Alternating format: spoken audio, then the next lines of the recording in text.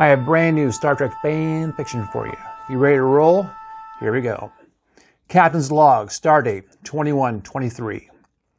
The Enterprise has been locked in a tractor beam emanating from the surface of the planet Zetar, and all attempts to break free have failed. The last attempt sent shockwaves throughout the ship, and the damage reported by the computer was significant. How bad is it? Kirk asked Engineer Scott.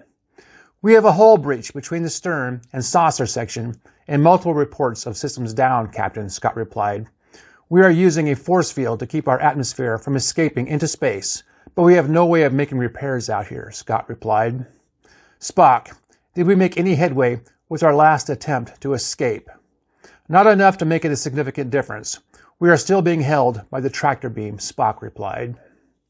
Just then, Yeoman Janice Rand stepped onto the bridge from the turbolift, wrapped in a towel, as if she had just come from the shower and walked onto the main viewer screen. She stood looking back at the bridge crew, who were shocked by her appearance. What are you doing, Rand? Kirk asked from his captain's chair. Rand dropped her towel and stood nude, raising her arms and spinning once around like a top. I'm here to please you, Captain, Rand said, with a smile on her face. Kirk called for security and addressed the nude crewwoman at the front of the bridge. What is this all about? Kirk asked. Put your towel back on. Don't bother, a voice called out from the right. An alien humanoid dressed in a gray tunic stated, She will not respond to your commands.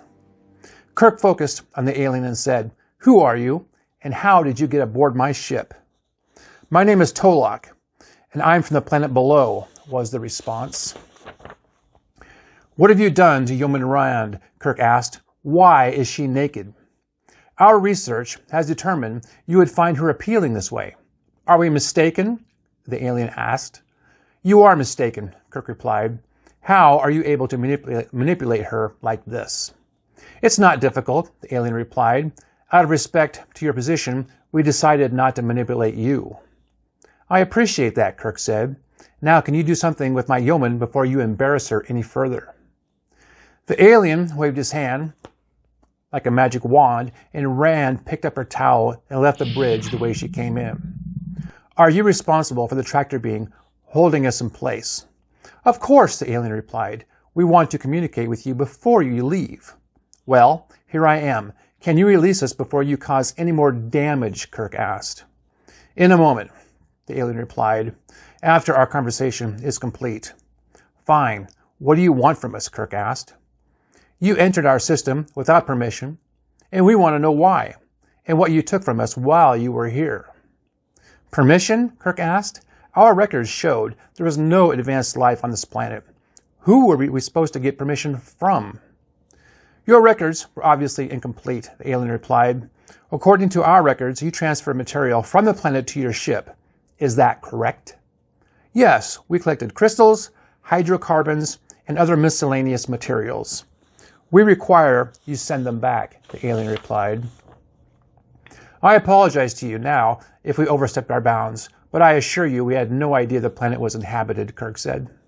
No, you can keep what you have transferred, but we will require payment, the alien replied. Do you think that's a fair trade? I would think so, but I will have to confer with my command with Starfleet. I'm not in any position to barter or trade. The alien stepped in closer and wrapped his long fingers around the handrail. We prefer to bargain with you. Spock, listening intently, said aloud, Starfleet regulations do not allow such a trade to be made without consult. The alien let go of his grip with one hand, raised it, and the Enterprise shook. I have it with my power to crush this ship if I deem it necessary. Either work with me or don't work at all. Kirk spoke to Scott. Is there anything you can do to shake us free? I think so, Captain, Scott replied. I located the source of the tractor beam, and I think I can take it out with a photon torpedo. Do it, Kirk said, staring at the alien. Sulu pressed a button and fired a photon torpedo at the location Scott set in his controls. Seconds later, a light flashed on the planet's surface, and the Enterprise reacted, letting loose from the beam. I think we're free, Scott replied. I concur, Spock replied, looking into his blue light scanner. We are no longer being controlled by the tractor beam. Get us out of here. Warp 6, Kirk said. You might want to get off my ship while you still can, Kirk said to the alien. You may have won this time, Captain, the alien replied. But be warned, the next time your Federation tries to steal from my world, you won't get away with your thievery so easily. Check out my playlist. I got lots and lots more of these. Thanks for being here.